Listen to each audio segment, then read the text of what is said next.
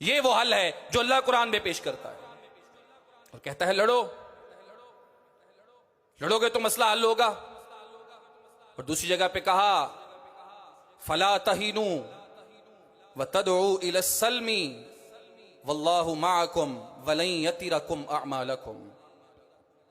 अल्लाह कहते हैं कमजोर नहीं पड़ना, व तदउ इला सल्मी, सुलह की भीख नहीं मांगनी।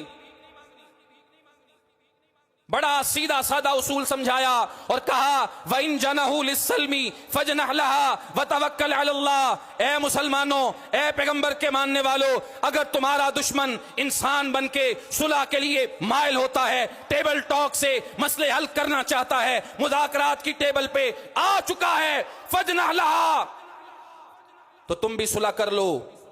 व तवक्कल अलल्लाह, अल्लाह पे तवक्कुल करो। फिर नहीं सोचना कि पता नहीं क्या हो जाएगा, साजिश ना हो। सुलह कर लो अल्लाह पे तवक्कुल करके। लेकिन दूसरी जगह पे कहा फला तहीनू व तदउ इला सल्मी, म्याऊं म्याऊं करके सुलह नहीं करनी, दो महिला के सुलह नहीं करनी,